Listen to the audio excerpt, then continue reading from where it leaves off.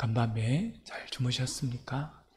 오늘 하루도 하나님이 주신 은혜로 강건하여 사시는 여러분 모두가 되시기를 바랍니다.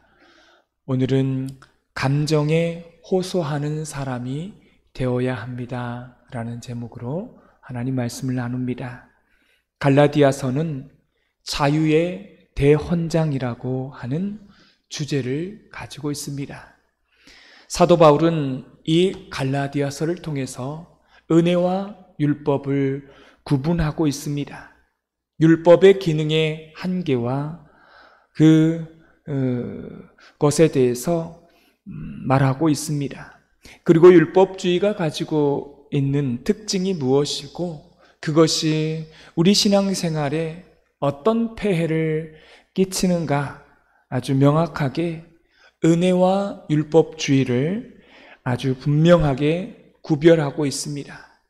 십자가 의미에 대해서도 설명하고 있고 우리가 어떤 방식으로 구원받았는가, 우리가 무언가를 해서 율법을 지킴으로 구원받은 것이 아니라 오직 하나님의 전적인 은혜로 구원받은 것이다. 이것을 갈라디아서를 통해서 사도 바울은 아주 확증하고 있습니다. 그래서 그런 것을 통해서 은혜 안에 하나님의 자유가 있다라고 하는 사실을 설명하고 싶었던 것입니다. 그래서 이 갈라디아서는 로마서와 더불어서 가장 중요한 교리서입니다.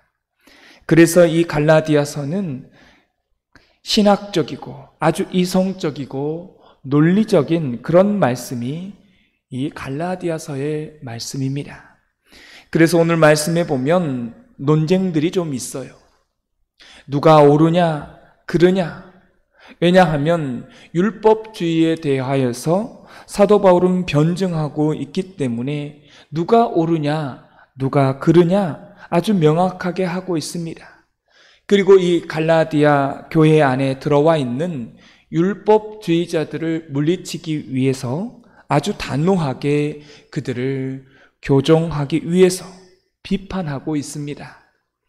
사랑하는 성도 여러분, 그러나 이 사도 바울이요 이 갈라디아서는 교리서이기 이전에 편지입니다. 이 갈라디아 교인들에게 그들의 잘못된 부분을 말하면서 변화시키기 위해서 그들을 고쳐주기 위해서 쓰여진 편지입니다. 근데 놀라운 사실은 이 편지를 쓰면서 내가 옳다, 너희는 틀리다 이런 논조로 말하고 있지 않습니다. 왜냐하면 사도 바울은 한 가지 아는 게 있습니다. 내가 옳고 너희가 틀리다 이렇게 아무리 말을 해봤자 이런 방식으로 해봤자 이런 식으로 변증을 해봐야 저 사람은 하나도 바뀌지 않을 거라는 사실을 안 것입니다. 나는 옳고 너희는 틀리다 라고 말하면서 하게 되면 그 사람이 바뀌지가 않아요. 변화되지가 않습니다. 저는 성경을 통해서 두 가지 주제를 항상 설교를 하고 있습니다. 하나는 성경 구약과 신약에 전체 들어있는 하나님의 은혜, 우리를 어떤 방식으로 구원해 주셨는가, 이게 가장 중요한 복음, 이 한 가지를 말씀을 드리고 있고요. 성경을 통해서 이제는 삶을 살아가는데 어떤 지혜를 가져야 되는지 성경에서 이 지혜를 배워야 한다라고 말씀을 이 두 가지로 나누고 있습니다. 성경 속에서 수천 년 동안에 담겨져 있는 그 하나님의 계시의 말씀이 있고 또한 그 말씀이 우리 삶 평상시에 인간관계나 삶을 살아가는 데 있어서 그 방식에서 우리가 취해야 되는 아주 좋은 삶의 지혜의 말씀이 이 성경 안에 있다라고 하는 것입니다. 복음과 지혜를 이 성경 안에서 말씀하고 있어요. 그래서 우리는 항상 이 성경을 볼 때에 하나님, 저희가 은혜가 무엇인지, 구원이 어떻게 이루어지는지, 내가 어떻게 구원을 받았는지를 명확하게 알게 해달라고 기도를 하셔야 되고요. 또 하나는 하나님 이 말씀을 통해서 이 삶을 살아가는 데 있어서 통찰력, 지혜를 얻을 수 있도록 하나님 저의 영안을 열어주십시오. 이렇게 기도하시면 됩니다. 이 말씀을 통해서 구원에 대해서, 복음에 대해서 듣게 하시고 또한 영안을 열어서 지혜를 우리에게 허락하여 달라고 기도를 하시고 또 그렇게 말씀을 드리면 좋습니다. 오늘 말씀은 사도 바울은 이 갈라디아 교인들에게 이성적이고 논리적이며 교리적으로 접근하지 않았어요. 교리서이지만 교리적으로 접근하지 않고 그들의 감정을 건드립니다. 오늘 성경에 그러면 사도 바울이 저들의 감정을 건드리는 방법을 여러분에게 소개하고 있습니다. 여러분, 이 감정이라고 하는 것은 마음을 움직이는 것 아니겠습니까? 그 마음을 움직이려면 애정이 있어야 합니다. 상대방에 대한 감정과 애정, 마음, 애틋한 마음, 긍휼한 마음이 있어야 된다고 하는 사실입니다. 그래서 사도 바울은 이 갈라디아 교인들에게 분명하게 이건 논쟁의 여지가 있다는 겁니다. 교리적인 내용이고 신학적이고 이성적이지만 그들의 애정에 호소를 하고 있는 내용이 나와 있습니다. 그들의 마음을, 그들의 감정을 건드리고 있어요. 12절 말씀을 다 같이 읽겠습니다. 형제들아, 내가 너희와 같이 되었은즉 너희도 나와 같이 되기를 구하노라. 너희가 내게 해롭게 하지 아니하였느니라. 오늘 이 말씀 가운데에 내가 너희와 같이 되었은즉 이 말은 희생을 말하고 있습니다. 우리 예수님께서 성육신 하신 의미가 바로 오늘 본문의 의미와 똑같습니다. 신학자들은 이 성육신에 대해서 이렇게 말하고 있죠. 사람이 하나님께 나아가지 못하니까 하나님께서 사람에게 오신 것이다 라고 말하고 있습니다. 이게 성육신입니다. 오늘 말씀의 애정은 바로 이런 거예요. 내가 너희와 같이 되었다. 이 말은 자기 자신을 낮추었다라고 하는 의미입니다. 사랑하는 성도 여러분, 여러분 집 안에 어린 아이가 하나 있다고 해보세요. 그러면요, 놀라운 일이 벌어지게 됩니다. 모든 가족들이요, 다 어린아이가 돼요. 그 집안 안에 어린아이가 딱 하나 등장하면 온 집안의 수준이요, 갑자기 확 낮아지는 거예요. 언어의 수준이 낮아져요. 여러분 이상하지 않습니까? 왜 갑자기 온 집안이 아기가 되어 버리는 것일까요? 다 아기가 돼 버려요. 여러분 이거는요, 애정입니다. 여러분 진짜 애정은요, 수준이 낮거나 미숙한 사람에게 나에게 맞추라고 말하는 것은 애정이 아닙니다. 네가 나에게 맞춰야 된다, 이건 애정이 아닙니다. 이렇게 접근을 하면 상대방은 어떻게 하냐면 마음의 문을 닫아버려요. 여러분 목회나 교회 사역도 마찬가지입니다. 우리보다 신앙이 연약한 사람이나 미숙한 사람을 만날 때 당신은 왜 그것밖에 못합니까? 당신은 수준을 좀 높이십시오. 수요 예배도 나오시고 새벽 예배도 나오십시오. 믿음이 연약한 사람한테 그렇게 이야기를 하면요, 어떻게 해요? 마음을 닫아버린다는 겁니다. 우리한테 맞추십시오. 이렇게 말하면 말은 옳아요. 새벽 예배 나오면 얼마나 좋습니까? 수요 예배 나오면 얼마나 좋아요? 이렇게 말하는 건 맞지만 그 사람은 절대로 변화되지 않는다는 것입니다. 여러분, 이 아이가 한 집 안에 나타났을 때 나타나는 현상과 똑같아야 된다는 것입니다. 우리가 아기가 되어야 하는 것입니다. 그렇다고 해서 우리가 진짜 아기가 아니지 않습니까? 아기처럼 구는 것이죠. 여러분, 그러면 그들의 마음을 얻어야 되는 것이고 애정이 그때에 나타나는 것입니다. 그래야 상대방이 변화될 수 있다라고 하는 사실입니다. 여러분, 어떤 신학자가, 외국의 신학자가 한국에 와서 컨퍼런스를 하는데 이런 말을 했답니다. 잘 들어보십시오. 굉장히 웃긴 말인데요. 또 유명한 말이기도 해요. 한국 사람들은 한 가지 특징이 있다는 것입니다. 한국 교인들은요, 기분이 나쁘면요, 천국도 안 간답니다. 기분이 나쁘면 천국도 안 간대요. 이게 외국 신학자가 한 이야기입니다. 이게 무슨 얘기냐면 한국 사람들은 놀라운 특징이 하나 있는데 한 번 기분이 나쁘면 아무리 중요한 것이라고 해도, 아무리 그것이 옳은 것이라고 해도 받아들이지 않더라는 것입니다.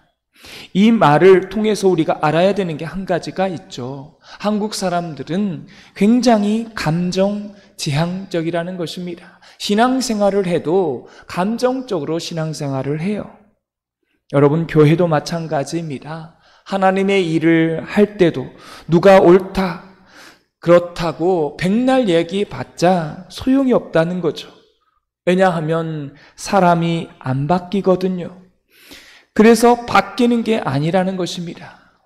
오늘 성경의 말씀처럼 그들의 수준으로 우리 자신을 낮출 수밖에 없습니다. 유대인에게는 유대인의 모습으로, 이방인에게는 이방인의 모습으로, 어린아이에게는 어린아이의 모습으로.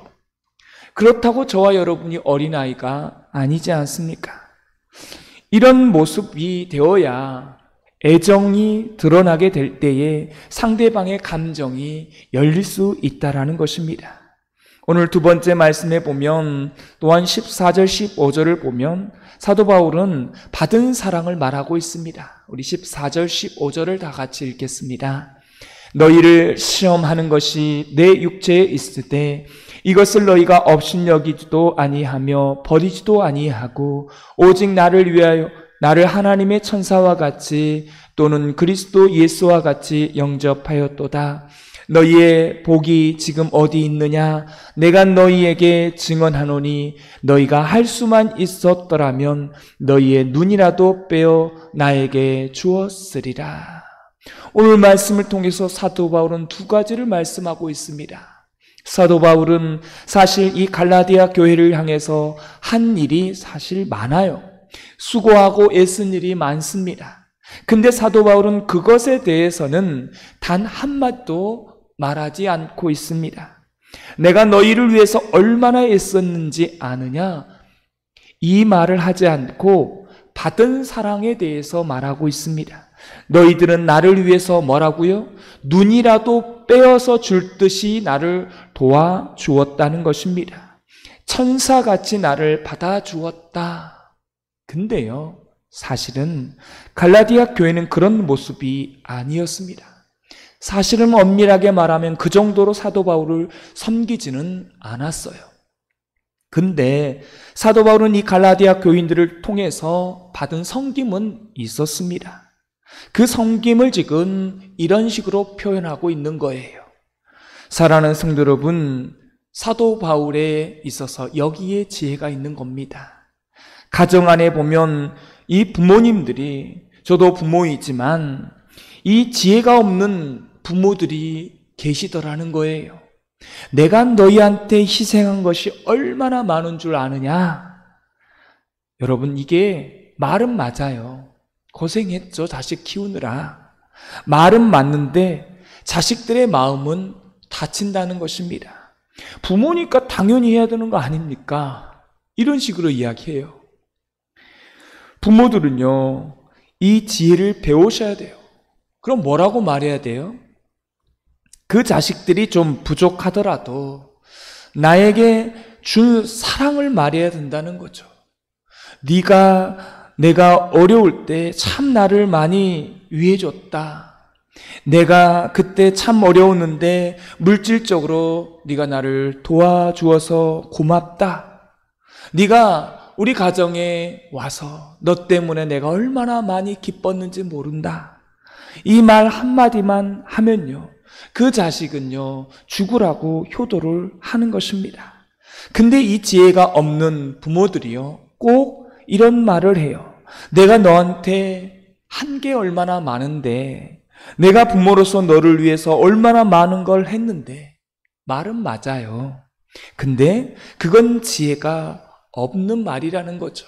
그런 말을 하게 되면 자식들이 마음을 닫게 된다는 것입니다. 교회도 마찬가지입니다. 여러분, 교회 안에서 일을 할 때마다 내가 한 일에 대하여서 말하지 마십시오.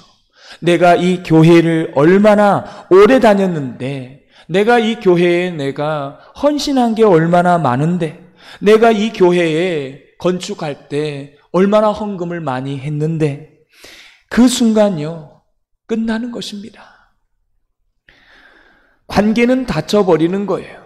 그렇게 말하지 말고 당신들이 나에게 준 사랑에 대해서 말하는 것입니다. 아니더라도 그 작은 것을요, 그렇게 나에게 사랑을 많이 주지 않았더라도 작은 것을 주더라도 그것을 부풀려서 말해야 한다는 것입니다. 여러분, 그건 거짓말은 아니에요. 사실은 이 갈라디아 교인들은 사도 바울을 위해서 눈이라도 빼어준 적이 없었어요. 그런데 사도 바울이 표현을 기가 막히게 눈이라도 빼어 주었듯이 너희들이 나를 위했다, 이렇게 말할 때 갈라디아 교인들은 두 가지 감정이 드는 겁니다. 어떤 감정이 들까요? 첫째는 너무나 좋은 마음이 드는 겁니다. 감사한 마음이 들어요. 또 한 가지는 미안한 마음이 있었을 것입니다. 우리가 저 정도는 안 했는데 어떻게 사도 바울이 우리한테 저렇게 말할 수 있을까? 이 두 가지 마음이 갈라디아 교인들의 마음 가운데 있었고, 이 마음이 있었기 때문에 그들의 마음이 열렸다는 것입니다. 그리고 그 안에 교리가 그 다음에 그 마음 가운데 들어가는 것입니다. 사랑하는 성도 여러분, 교리는 그냥 들어가는 게 아니었던 것입니다. 사람은 그냥 변화되는 게 아닙니다. 이게 가슴이 움직여야 변화되는 것입니다. 말은 다 옳은데 기분이 나쁘면 어떻게 된다고요? 마음의 문을 닫아버리는 거예요. 그러면 아무리 그 말이 옳고 그 교리가 맞다고 할지라도 듣지 않는 것입니다. 상대방에게 전달이 안 되는 것입니다. 그리고 상대방은 변화되지도 않아요. 이걸 누가 잘하냐면요, 이단들이 아주 잘합니다. 처음에 기분을 좋게 해가지고요, 사람의 마음을 완전히 다 빼어서 그 마음을 사가지고 나중에 그 마음이 완전히 자기 사람이 되었을 때, 그때 교리를 말하는 겁니다. 그러면 그 사람들이요, 그 교리가 틀리더라도 받아들이는 겁니다. 당신이 나의 수준에 맞추라고 여러분 하지 마시고요, 우리가 그 수준에 맞추어서 보면은요, 사람들을 그렇게 보면 이해가 되는 것입니다. 우리가 교회 안에 상대방의 자리에 자기 자신을 낮추면 상대방이 이해가 되는 경우가 있습니다. 저분이 요즘 가정이 힘들어서 그랬지, 요즘 사업이 너무 힘드니까 저렇게 했겠지, 가정 안에서 어려움이 있으니까 저런 반응이 나왔겠지, 지금까지 살아오면서 부모님한테 사랑 한번 못 받아보니까 저렇게 했지, 교회 안에서 저런 상처가 있었겠지, 이런 식으로 사람을 대할 때에 낮추어서 그 사람의 입장에서 생각을 하면요, 이해가 되고, 그렇게 맞추게 되면 그 사람을 품게 되는 것입니다. 그래서 하나하나 이해가 되는 것이고, 그렇게 해야 문제가 하나하나 풀어져 가는 것이고, 그렇게 할 때에 교회 안에서 하나님의 일들이 잘 되는 줄 믿습니다. 오늘 하루도 하나님이 주신 지혜로 마음을 움직이며 살아가게 되는 그러한 삶이 되기를 주님의 이름으로 축원합니다. 기도하겠습니다. 하나님 아버지, 오늘 바울을 통해서 우리에게 지혜를 주십니다. 하나님, 우리 사람은 감정의 동물이고, 감정 가운데에 그 감정이 상하면 아무리 그 말이 옳고 또 교리가 맞다고 할지라도 감정이 상하게 되면 받아들이지 않는다는 것을 깨닫습니다. 하나님, 우리에게 지혜를 허락하여 주셔서 예수님께서 이 낮고 천한 인간의 세상 가운데 인간의 몸으로 성육신 하신 것처럼 사도 바울이 갈라디아 교인들의 그 마음을 알고 눈이라도 빼어서 나에게 주었다라고 부풀려서 말해서 그들의 마음을 사서 그들에게 교리를 말하고 율법주의자들을 또한 말하면서 그들을 복음으로 이끌었던 지혜를 봅니다. 우리의 삶도 언제나 이 말씀을 가지고 우리의 삶 가운데 사람들에게 지혜를 가지고 마음을 움직일 수 있는 그런 사람, 내가 그 사람의 입장에서 생각해 보고 나에게 맞추지 말고 그 사람에게 맞추어서 그 사람의 수준대로 맞추어서 우리가 그 사람을 이해할 수 있는 그런 하나님의 사람이 될 수 있도록, 그렇게 교회 안에서 가정 안에서 살아갈 수 있도록 우리 가운데 그런 마음이 될 수 있도록 우리 하나님 은혜를 베풀어 주옵소서. 오늘 하루도 마음을 움직여가며 살아갈 수 있는 지혜로운 사람이 되기를 원하옵고 예수 그리스도의 이름으로 기도드리옵나이다.